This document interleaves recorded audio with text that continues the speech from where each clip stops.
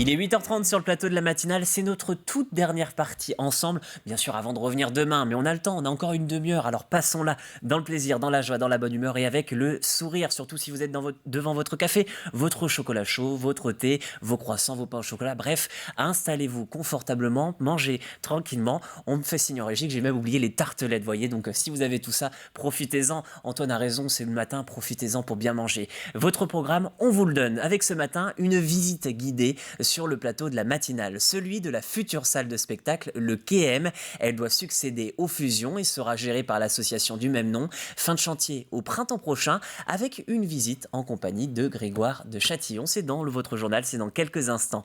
Dans notre coup de fil à la presse, nous recevons aujourd'hui Delphine Bisson. Nous allons revenir ensemble sur le Vendée Tech Élevage. C'est un salon qui se tient dans quelques semaines à destination des professionnels du secteur. Et comme chaque année, Delphine Bisson et ses équipes proposent un supplément pour couvrir l'actualité du salon. Et l'invité du jour, nous recevions il y a quelques instants Blandine Desnoux, chargée de mission ressources en eau au CPIE Sèvres-Bocage. Ensemble, nous avons parlé du cycle d'événements et de conférences intitulé Les Jeudis de l'eau. Vous pouvez le retrouver bien sûr sur tvvendée.fr dans la matinale. Et surtout, n'hésitez pas, puisqu'il y a 4 différentes conférences qui sont toutes les plus intéressantes les unes que les autres. Avant de parler de tout ça, on va revenir encore une fois avec un petit peu d'eau malheureusement, mais c'est le thème de la journée. La météo, vous le voyez sur ces images, il y a du soleil pour ce matin, mais vous avez de la chance, profitez-en, puisque même s'il reste ce matin, il y a quelques ondées pluvieuses programmées pour l'après-midi et sur les côtes, quelques nuages dans la journée qui devraient faire leur apparition. Par contre, c'est le froid qui va surtout dominer, 5 degrés ce matin dans les terres, entre 7 et 11 sur la côte. 11, c'est pour le nord du côté de l'Île-Dieu et de Noirmoutier en île. L'après-midi, peu ou prou les mêmes températures qu'hier, comptez sur 12 degrés sur le territoire, donc un petit peu de fraîcheur. Voilà pour votre température et votre météo, mais il reste aussi la marée, à voir toujours de l'eau. La marée, elle baisse actuellement 9h47 au plus bas, la seconde marée, ce sera à 22h12, et puis du côté des marées hautes, la prochaine, elle est prévue avec un coefficient de 102, des indices qui continuent de monter après le 98 de cette nuit, peu avant 4h, donc soyez prudents si vous allez du côté du passage du Gois, non pas parce que la mer va revenir rapidement, bien évidemment les coefficients sont hauts, mais parce qu'il faut toujours l'être lorsqu'on prend le passage du Gois, on peut toujours être surpris, donc profitez-en, vous avez un petit peu de temps pour le passer. Et la marée haute, vous le voyez sur votre écran, c'est écrit, c'est à 16h06. Voilà pour vos marées, et enfin, pour préparer le goûter, les pieds dans l'eau toujours, aujourd'hui, voici vos rendez-vous marché du jeudi. Il y a de belles choses à voir du côté du Champ-Saint-Père, du Poiret-sur-Vie, de Saint-Michel-en-Lerme ou même de la Garnache. On va noter aussi Saint-Mémin, Pouzauges, la Guérinière, Port-Joinville, Beauvoir-sur-Mer et Saint-Hilaire-de-Riez. Attention, aujourd'hui, ce n'est pas sur la place Sion, dont le marché est prévu les mardis et vendredis. Le marché dont je vous parle, il est situé dans le centre-ville, place François Mitterrand le dimanche et ce jeudi. Vous pouvez retrouver ce marché toute la matinée. Voilà pour vos informations pratiques de ce jeudi. On va souhaiter une bonne fête à tous les Charles. Désormais, c'est l'heure de votre journal d'actualité locale. C'est parti.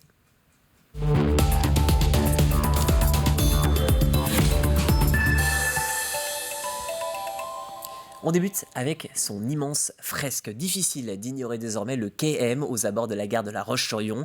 Le KM, c'est la future salle de musique actuelle en passe d'être terminée.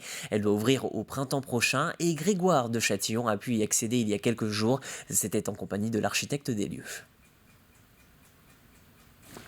Donc là, nous arrivons dans ce qu'on appelle la grande salle. C'est une salle de 874 places. Une salle de concert de 874 places, assises et debout, réparties sur 3 niveaux, avec une identité bien marquée.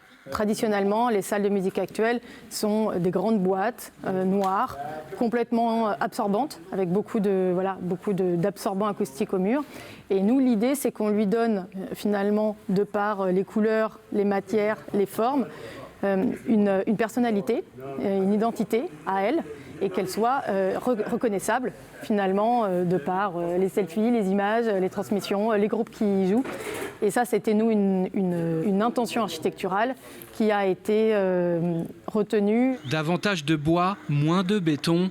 En plus d'une autre salle d'une capacité de 200 places, le KM, future salle de musique actuelle de La Roche-sur-Yon, abritera sur 2500 mètres carrés plusieurs salles de répétition et d'enregistrement, 2 bars, des bureaux, des loges d'artistes autour d'un parc urbain. Un bâtiment à l'architecture expressive en plein chantier, conçu pour dialoguer entre l'intérieur et l'extérieur. On est face à la gare. Et là, en fait, au fur et à mesure, cette maquette prend forme à l'échelle 1, pour de vrai. Donc c'est à la fois extrêmement étonnant de voir finalement cet objet prendre place dans l'espace comme il est, et en même temps extrêmement, on est extrêmement attentif à comment il va prendre sa place ensuite dans son fonctionnement. La grande fresque qui orne l'arrière du quai M est l'œuvre de l'artiste Malte Martin, comme une vibration, une onde qui envahit tout le bâtiment.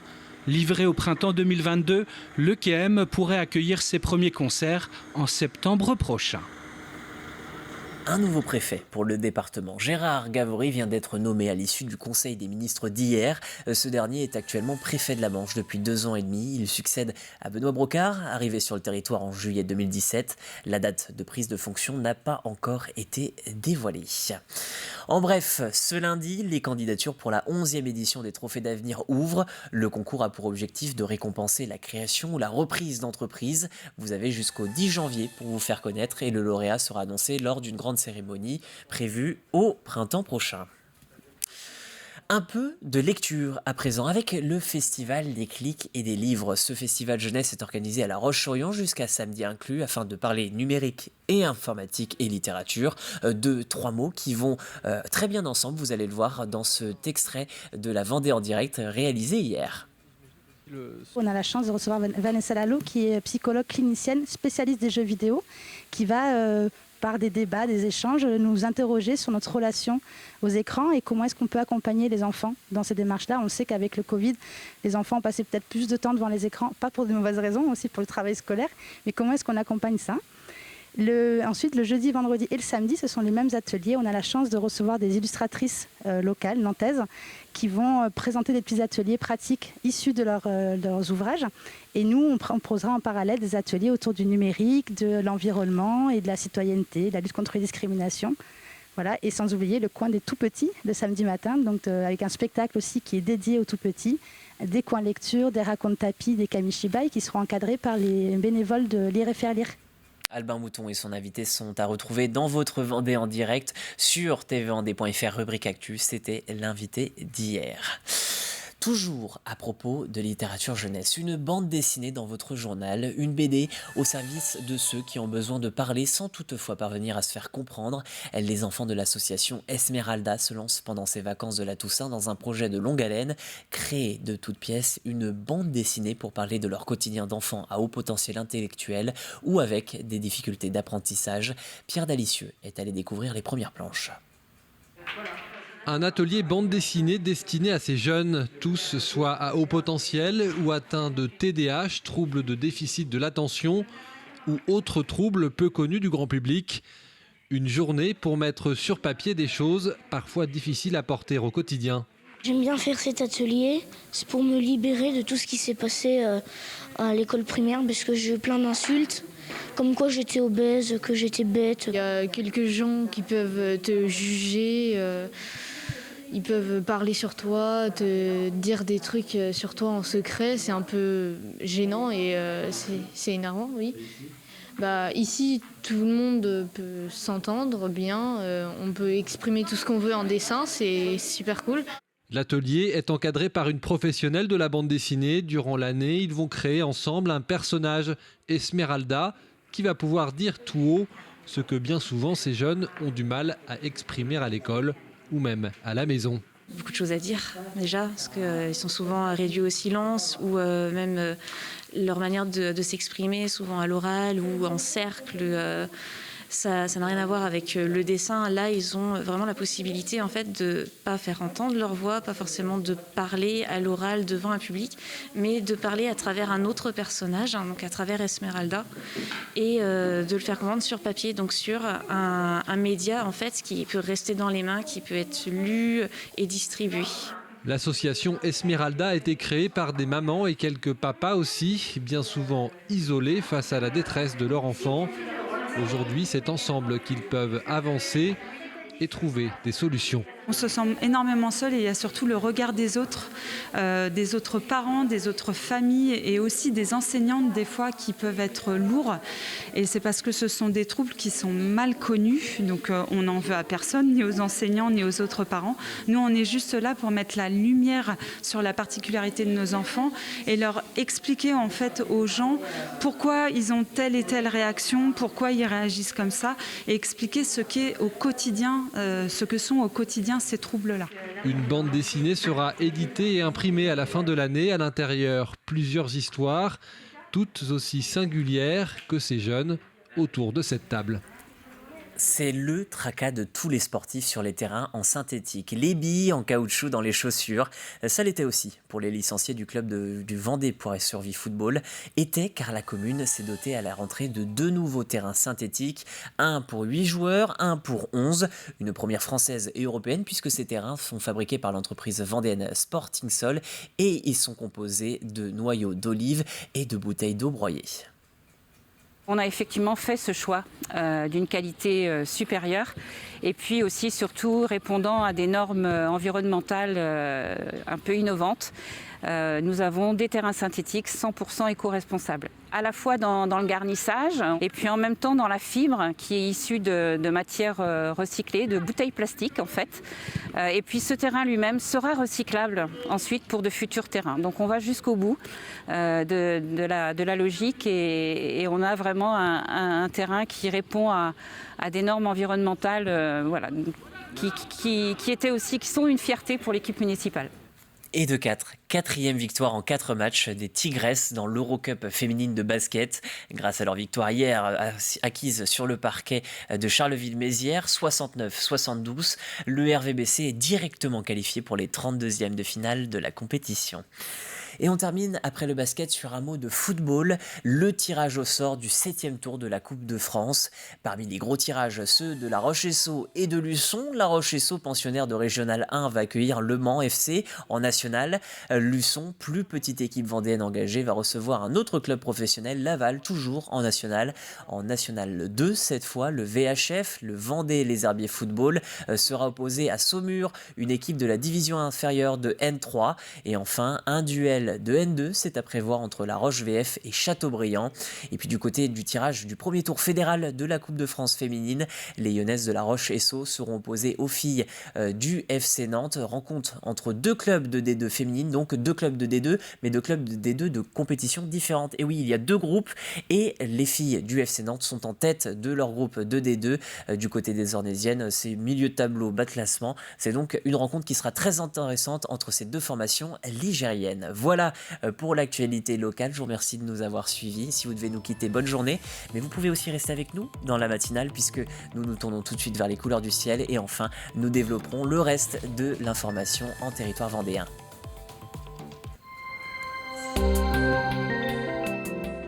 Bonjour à toutes et à tous. Le temps risque d'être perturbé dès demain, mais devrait revenir à l'accalmie ces prochains jours, provoquant un mercure faiblement positif, seulement 3 à 4 degrés au réveil les prochains jours. Mais avant, regardons de plus près ce jeudi 4 novembre. Des bancs de brume et brouillard sont possibles à l'aube avant que le soleil n'éclaire notre ciel vendéen. Et comme je vous le disais, les températures baissent, comptez 4 minimum à la Châtaigneraie, 5 à Montaigu-Vendée et La Roche-sur-Yon, 7 le long du littoral et 11 sur les îles. L'après-midi, les nuages et les averses se développent, surtout dans les terres. Le mercure monte tout de même avec 12 degrés à La Roche-sur-Yon, 13 à Fontenay-le-Comte, puis 12 partout ailleurs, sur la côte, puis sur les îles. Petit coup d'œil à présent sur les 3 prochains jours. Vendredi, très belle journée en perspective avec seulement quelques nuages et brouillards dans la matinée. Le thermomètre affiche 4 minimum et 12 au plus chaud dans la journée. Samedi, pas de changement, le beau temps perdure en Vendée en ce début de week-end. Quelques entrées maritimes sont tout de même à noter le matin. Quant au mercure, il oscille entre 3 et 12 degrés. Enfin, dimanche, le ciel s'assombrit et les nuages viennent l'encombrer dès le réveil. Des averses apparaissent en seconde partie de journée. Le mercure monte un petit peu cependant. Notons 5 minimum et 15 degrés maximum. Et maintenant, retour à ce jeudi 4 novembre. Le soleil se lèvera à 7h53 et se couchera à 17h45. Nous souhaiterons une belle fête à tous les Charles et la mer sera peu agitée. Très beau jeudi à toutes et à tous et à très bientôt pour un nouveau bulletin météo sur TV Vendée.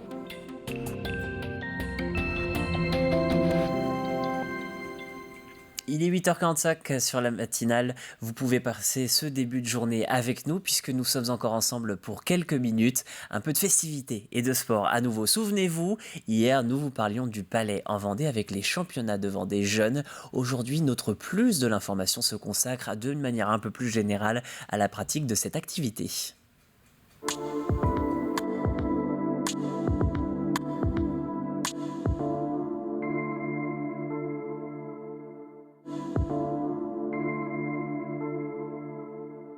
Le palais, effectivement, ça suscite beaucoup à la pétanque. Les règles sont exactement les mêmes. La différence, nous, c'est qu'on joue sur un support qui est déterminé. Notre plaque en plomb, elle fait 45 cm au carré. Notre distance de jeu avec le palais en fonte, celui qu'on utilise aujourd'hui, c'est 3,80 m du bord de la plaque. Et ensuite, le palais doit arriver en direct sur la plaque. Un palais par terre, quand il est par terre, il n'est pas bon. Voilà, les bases, c'est ça. Et après, forcément, on fait des parties qui se jouent en parfois 11 points, parfois 13 points, selon le nombre de joueurs qu'on est. Mais c'est exactement les mêmes règles que la pétanque. À l'origine, c'est un loisir, comme toutes les activités, mais nous, on a su transformer ce loisir en sport, parce qu'aujourd'hui, c'est vraiment de la compétition. Et si vous voyez des vrais joueurs, enfin ce qu'on appelle les vrais joueurs de palais, les joueurs de palais qui ont cette passion-là, et puis en plus, on a un vrai sport puisqu'on adhère à une fédération française, hein, donc c'est vraiment c'est plus qu'un jeu d'adresse, hein, c'est vraiment, faut être très fort avec le mental et il y a des techniques de jeu qui ne se sont pas inventées toutes seules, mais le jeu a vraiment beaucoup évolué en 30 ans.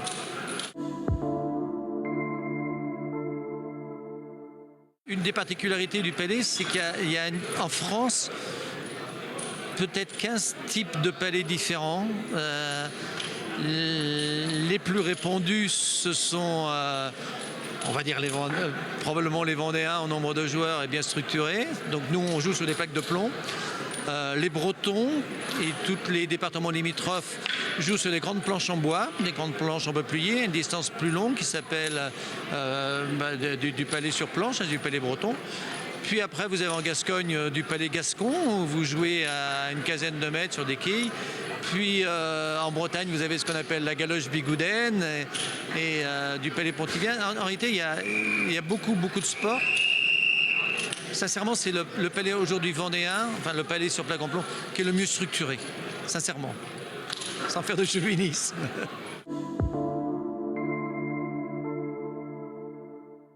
C'est une particularité vendéenne, le jeu de palais, c'est-à-dire que c'est marrant parce que c'est un sport rural. Et d'ailleurs, on adhère à une fédération qui s'appelle le sport en milieu rural. Ça veut dire ce que ça veut dire. Mais tous les jeunes de moins de 18 ans vendéens aujourd'hui, on n'a pas la peine de leur apprendre à jouer au palais. Ils savent tous. Ils ont tous joué chez eux au palais.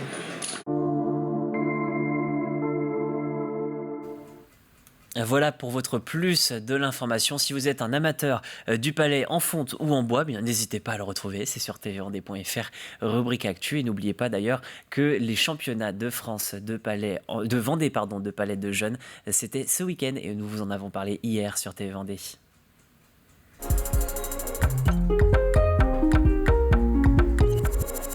On va passer d'ailleurs sur votre coup de fil à la presse à présent. C'est en compagnie de Delphine Bisson.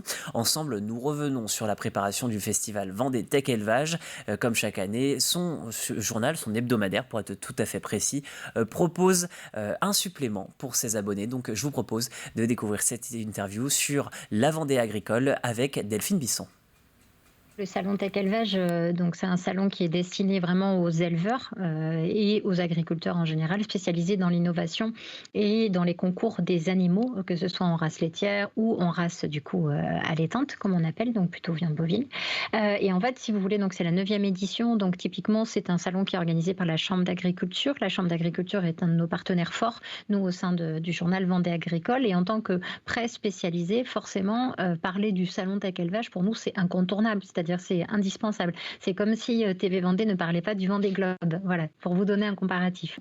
Et on édite donc depuis le début de ce salon Tech Élevage, donc depuis 9 ans, un supplément qui ressemble à ça. Typiquement, on est en train de le finaliser. Donc ça, c'était celui de l'édition 2019. Celui de l'édition 2020 était plutôt sur une édition numérique, étant donné que le salon n'avait pas pu se faire du fait du contexte sanitaire. Et donc, dans ce supplément, en fait, on est vraiment sur des témoignages, sur de la présentation. Alors, témoignages d'éleveurs qui vont concourir, du coup, à des concours d'animaux, comme je vous parlais, mais aussi concours caprins également, bovins et caprins. On a aussi un petit peu de moutons. Et ensuite, vous avez aussi des présentations et des focus sur des systèmes innovants. Donc là, c'est la mise en évidence et la présentation, là aussi, d'entreprises qui ont développé des outils, des accessoires, de la technique, un logiciel, tout simplement des fois un temps de travail, un aménagement, enfin des choses comme ça. Vraiment quelque chose qui est innovant et surtout qui peut servir à notre lectorat, donc qui est essentiellement du coup composé d'agriculteurs et agricultrices. Après, du coup, cette année, on a la particularité d'avoir plus un focus sur la transmission et l'installation avec un événement qui s'appelle les Instants Jeunes Agri. Donc, ce sont les jeunes agriculteurs du département qui organisent du coup cet événement au sein du salon Tech Élevage. Et où, si vous voulez, donc là, c'est vrai que l'idée, c'est vraiment de mettre en évidence et de parler du métier d'agriculteur et d'agricultrice pour inciter aussi des jeunes à rejoindre du coup ce très beau métier. Et donc, en fait, ce supplément, donc nous, il va arriver directement dans les boîtes aux lettres de nos agriculteurs le 12 novembre, donc le vendredi justement avant le salon. Et ensuite, ce supplément, il va être aussi distribué en fait à l'entrée du salon. Donc c'est pour ça qu'on va aussi retrouver des informations très très pratico-pratiques, le plan, la liste des exposants, les horaires d'ouverture, le programme très complet avec des conférences, des rendez-vous et les concours. Voilà, Delphine Bisson pour la Vendée agricole et pour nous présenter bien sûr le salon Vendée Tech Élevage. Un coup de fil à la presse que vous pouvez retrouver comme d'habitude sur notre site internet.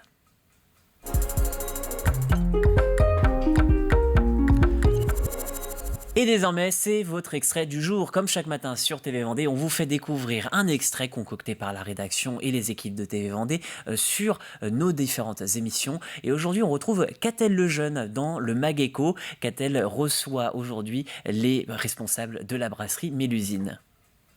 Alors, on va découvrir un petit peu ce que vous produisez ici. Là, sur le bar, on voit justement, ce sont les ingrédients, les types d'ingrédients que vous utilisez. Ce sont les ingrédients, oui. Okay. Vous avez les épices qu'on utilise ici, enfin en tout cas une grande partie, et puis ici les différents maltes qui nous servent évidemment à élaborer nos recettes de cuisine, à décider si on va faire une brune, une blonde, une bière très houblonnée, une bière épicée. Oui, alors avec un malt plus ou moins foncé, justement, pour donner une bière. Carrément, pour donner de la coloration ou des arômes type café, chocolat, torréfié en tout cas. D'accord. Alors, quel type d'épices vous utilisez, par exemple ? Alors, on utilise notamment de l'angélique, du coriandre, des pétales de rose, de l'anis verte, et puis évidemment des houblons. Plusieurs variétés. Ok, et alors où est-ce que vous allez chercher tous ces épices et tous ces maltes ? Alors les épices, on les achète chez Caillot, donc c'est une entreprise locale, et les maltes, c'est Malterie Soufflé, qui est un malteur français, un gros malteur français. D'accord. Et puis on travaille aussi avec un petit malteur en Bretagne. Ah, c'est bien ça. Très bien. Alors là, on découvre un petit peu tout ce que vous produisez. Justement, je me demandais au niveau graphique, vous avez un style aussi très particulier. Ça, c'est un graphiste en particulier ou c'est quelqu'un qui travaille ici chez vous ? Alors non, c'est un graphiste en particulier qui avait une cave à bière, qui connaissait bien notre brasserie et le milieu de la bière, donc on l'a fait bosser. D'accord. Et on a relooké entièrement la gamme, nous, l'année dernière. Ouais, ça donne vraiment une identité très reconnaissable. C'est ça. Le Mag Eco sur Mélusine, c'est à retrouver notamment à midi ce jeudi sur les directs de TV Vendée. Et puis si l'histoire de cette brasserie vous intéresse mais que vous ne pouvez pas regarder le direct, c'est pas grave, vous en faites pas. Il y a toujours les replays, c'est sur tvvendée.fr. 8h54 sur le plateau de la matinale. C'est l'heure à présent de regarder votre rappel des titres une toute dernière fois. Avec d'abord la visite guidée du KM, c'est avec Grégoire de Châtillon comme guide. Le KM va devenir la nouvelle scène de musique de la Roche-sur-Yon à la place du Fusion. Fin de chantier prévu printemps 2022. Début lundi des candidatures pour les trophées Avenir, 11e édition. Le concours récompense la création ou la reprise d'entreprise au cours de l'année écoulée et depuis décembre 2020. Fin des inscriptions, c'est prévu le 10 janvier avec là encore une cérémonie de remise des trophées, le prévu au printemps prochain. Escale sur le 9e art. Pierre Dalicieux vous faisait découvrir ce matin un projet BD mené par l'association Esmeralda. L'idée, créer une BD pour parler de la difficulté d'être d'être un enfant à haut potentiel intellectuel ou avec des difficultés d'apprentissage. Et enfin, Gérard Gavory, nommé nouveau préfet de la Vendée. C'est l'annonce du Conseil des ministres à l'issue de sa réunion d'hier. Gérard Gavory est actuellement préfet de la Manche. Il succède à Benoît Brocard, préfet depuis juillet 2017. La date de prise de fonction n'a en revanche pas encore été dévoilée. Voilà pour votre rappel des titres. On va pouvoir tout de suite se tourner une toute dernière fois ce matin vers votre jeu.